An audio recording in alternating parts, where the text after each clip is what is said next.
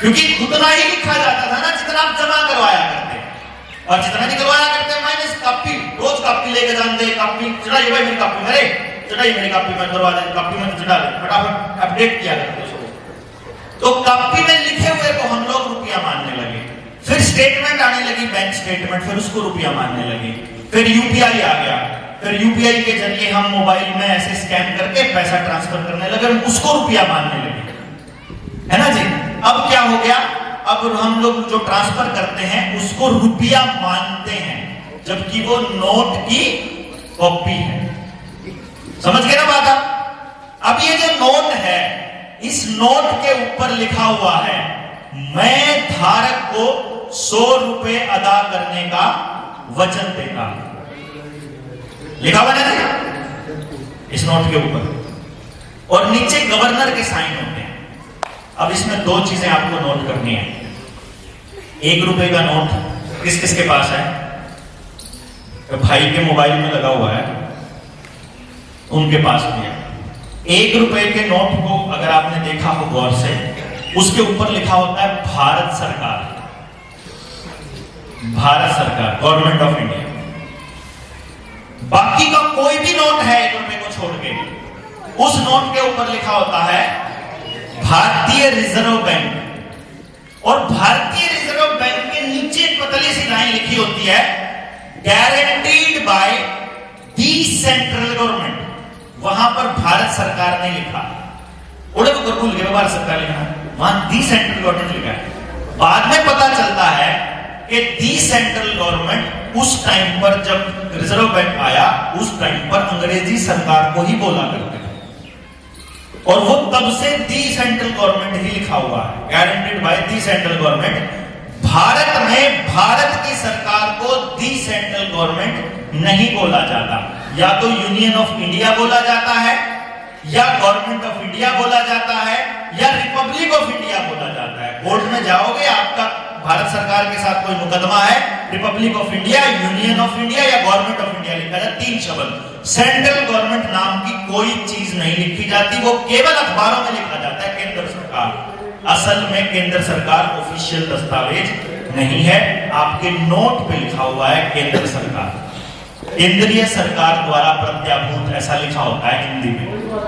अब आपको समझना है क्या ये नोट यही है, क्योंकि जो नोट के ऊपर लिखा हुआ है कि मैं धारक को 100 रुपए अदा करने का वचन देता हूं, ये वचन खंड है। वचन खंड एफिडेविट को बोलते हैं। ये एफिडेविट गवर्नर ने दिया है, आरबीआई के गवर्नर ने देश की जनता को, कि मैं जिसके पास भी ये कागज है उसको 100 रुपए दूंगा जब भी ये मुझे वापस करेगा।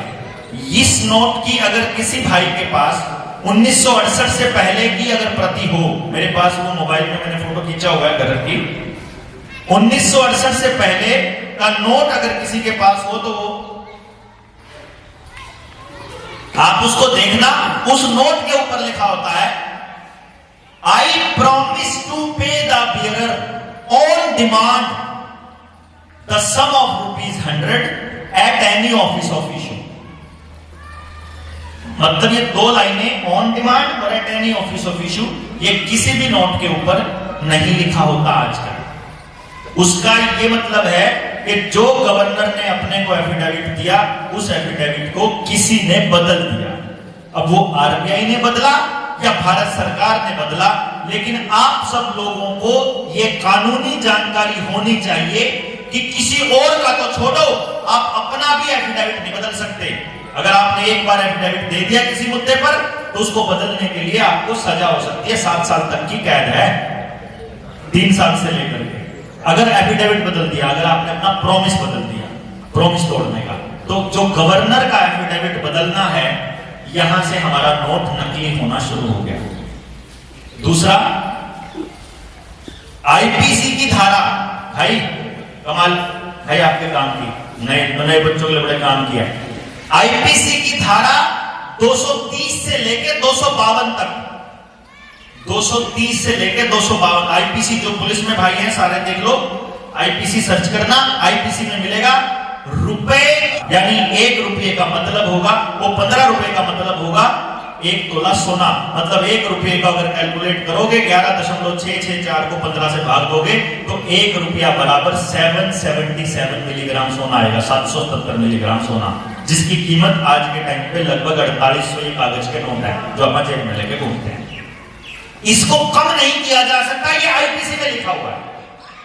यानी अगर आपके 1 रुपए से कम की वैल्यू कम हो चुकी है तो वो रुपया नहीं है, फिर वो कागज का खाली टुकड़ा है।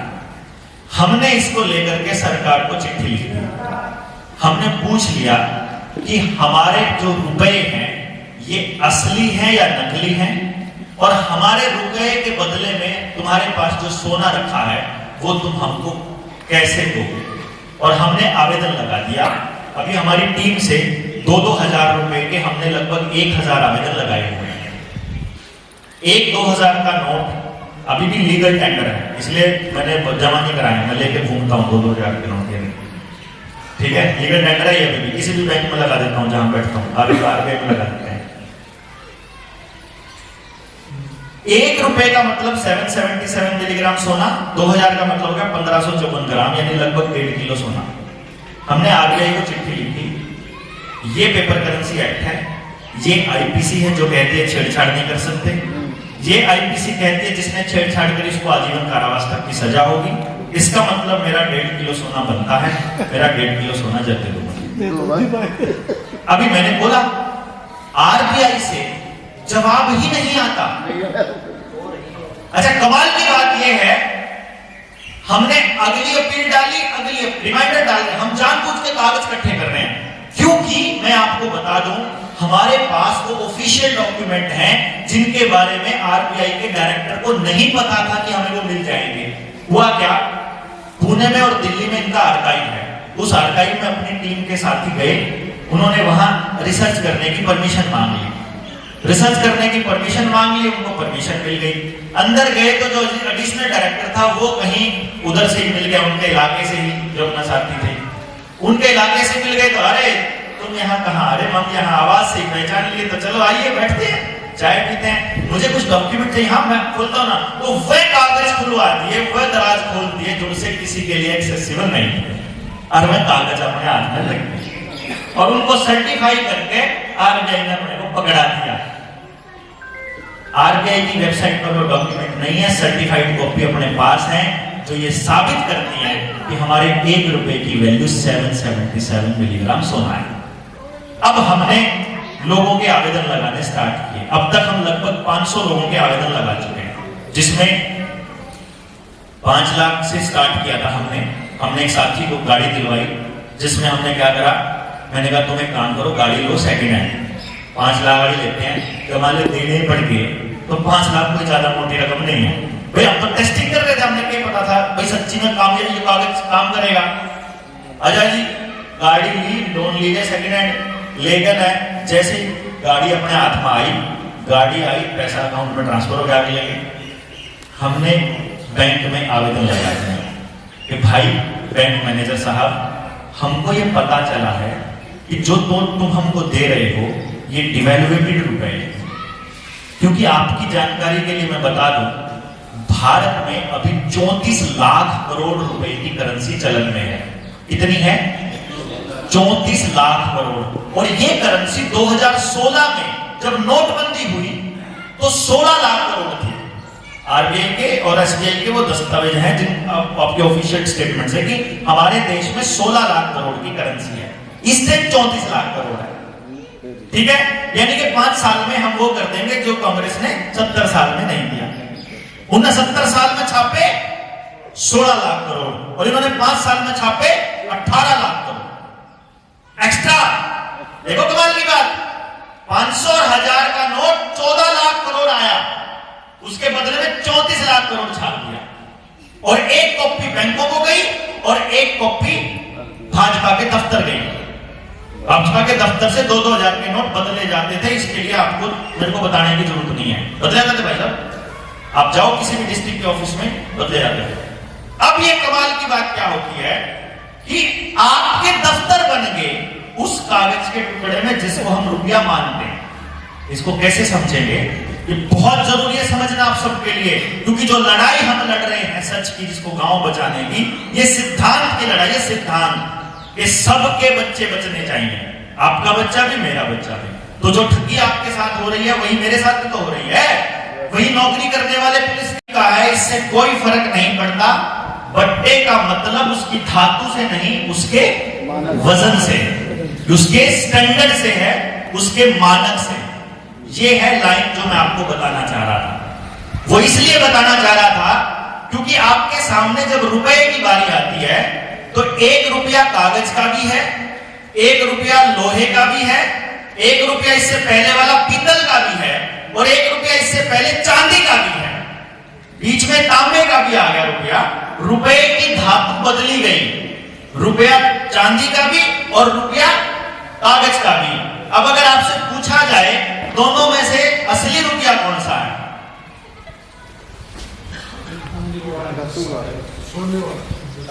देखिए, ना चांदी का असली ना कागज का असली, अगर वो असली नहीं है तो, और अगर वो रुपया है तो दोनों असली। चांदी का हो चाहे कागज का हो चाहे लोहे का हो, रुपया रुपया होता है। रुपया धातु से नहीं बना, रुपया उसके स्टैंडर्ड से बना है, उसका मानक क्या है उससे बना है, ठीक है। और रुपए का स्टैंडर्ड जब हमने सर्च किया, भाई रुपए का स्टैंडर्ड जब हमने सर्च किया और आरबीआई से जब हम उसके आर्काइव से कागज लेकर के आए तो रुपए का स्टैंडर्ड मिला हमको 1882 में। उसके बाद रुपए का स्टैंडर्ड नहीं मिला। रुपए का स्टैंडर्ड 1882 में मिलता है पेपर करेंसी एक्ट में कि 15 रुपए की एक मोहर होगी और यही स्टैंडर्ड होगा। मोहर मतलब 1 तोला सोना, एक मोहर 15 रुपए की। उस 1882 के कानून से पहले एक मोहर 10 रुपए की होती थी। आपके घरों से लोहा, सोना और चांदी गायब कैसे हुआ, इसका एग्जाम्पल आपको अभी अभी देता हूं। मान लीजिए 1882 का कानून अभी बना नहीं है और 10 रुपए की एक मोहर है, यानी 10 रुपए में क्या मिल रहा है, 1 तोला सोना। इसलिए इतना बड़ा 10 रुपए में 1 तोला सोना। क्लियर है जी? मैं घर में बैठा हूं, मैं अपनी घरवाली से बात कर रहा हूं कि भगवान वो जो 150 रुपए रखे हैं वह दे दिए लड़की, हड़ताल न जाकर मैं इसकी मोहर लिया आऊंगा। कितनी मोहर आएंगी जी? 15 मोहर आएंगी 150 रुपए में, कि मैं 15 तोड़े सोना लिया। पता चलता है कि हम मीटिंग करने लग रहे थे और संसद में कानून बनने लग रहा था और संसद में कानून पास हो गया। उस टाइम संसद नहीं थी, 1882 में कलकत्ता राजधानी थी, अंग्रेज कलकत्ता से ही ऑपरेट करते थे पूरे भारत को। और कलकत्ता में बहुत बड़ा आंदोलन हुआ था इस मुद्दे के ऊपर। जैसे ही ये कानून, जब उन्होंने कानून पास किया, कानून पास कर दिया कि कल से एक मोहर 15 रुपए की होगी। मोहर तो उतनी है, 1 तोला सोना। रुपया जो था वो पहले 150 रुपए में आती थी 15 मोहर, और अगले दिन जब मैं लेके गया बैंक में तो उसकी कितनी आएंगी? 10 मोहर। यानी रुपए 150 ही रखे हुए हैं और सोना गायब हो गया, 1/3 सोना। नहीं समझे जी? क्लियर आगे बात? अगर मान लो इसी तरह से आपके रुपए की वैल्यू को कम कर दिया जाए और मानक को छुपा दिया जाए तो फिर जितने मर्जी की बना लो। 1934 में पेपर को आरबीआई एक्ट बना, पेपर करेंसी एक्ट 1882 की बात कर रहा हूं मैं। पेपर करेंसी एक्ट के बाद में फिर 1934 के अंदर आरबीआई एक्ट बना। आरबीआई एक्ट के अंदर ये लिखा गया आरबीआई एक्ट में धारा 26 के अंदर कि रिजर्व बैंक जितने भी नोट छापेगा उसके बदले का सोना अपने पास रखेगा और मालिक जब चाहे अपने नोट के बदले अपना रुपया ले सकता है। नोट के बदले रुपया, ये जो कागज जेब में लेके घूमते हैं ये रुपया नहीं है, ये रुपए का नोट है, रुपए की पर्ची है। बड़े बुजुर्गों ने कभी इसको रुपया नहीं कहा। बड़े बुजुर्ग 13-10 का नोट, 1300 का नोट हमेशा नुका। मेरा दादा ने कदम छोड़ के नहीं गया। वो नुका 10 का नोट, एक छोरी के हाथ में 10 का नोट कर दे, तुझे नहीं बोला कर दिया, सुबह नोट नोट नोट बोला कर दे। उन्होंने अगली पीढ़ी ने सोचा कि जो 10 का नोट है ना, खाम खाई लावा, 10 रुपये कह दे, 10 रुपये का नोट क्यों को है, 10 रुपये कहने लग गया। और हम सब ने इसको रुपया बोलना स्टार्ट कर दिया, और अब हम इसको रुपया मानते हैं। फिर यूपीआई आ गया, तो आपका अकाउंट में आपका खाता खुल गया, फिर आपके बैंक में जमा होने लग गए, आप कैश जमा कराने लग गए, कैश निकलवाने लग गए। तो आपके जो खाते में जो डिजिट लिखी जाती है, आप उसको रुपया मानने लग गए। नहीं पता इन छोड़ो मारे बड़े ने कौन मेरा रुपया क्यों है, गाड़ी के पहिए जितना रुपया हो क्यों है वो रुपया। जब पूछूं किसे ताऊ था, किसे ने मेरा क्यों जी किलो क्यों है, किलो पता है किसे ने किलो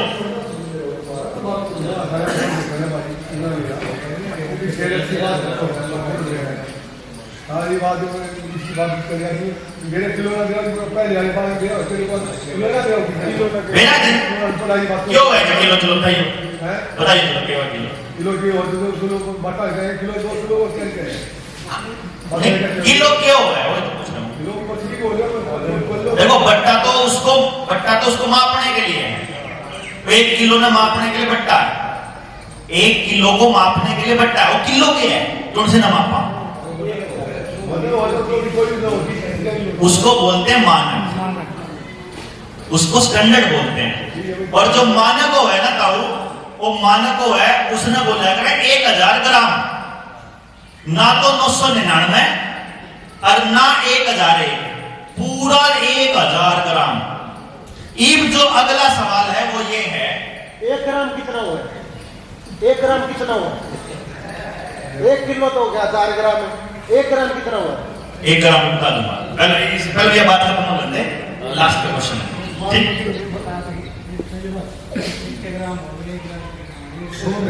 ना। यो असल में मास पर यूनिट वॉल्यूम के हिसाब से चल रहा छोरा, यो मास और वॉल्यूम के रेशियो के हिसाब से चल रहा है, लेकिन वो ठीक है। तो फिजिक्स का क्वेश्चन है, 1 ग्राम का रेडियो पता चल जाएगा, उसको वॉल्यूम के हिसाब से कैलकुलेट करेगा, रेशियो में आ जाएगा, वो बता देंगे। वो उठा खत्म हो गया क्वेश्चन, अपन तेरी की बात हो जाएगी।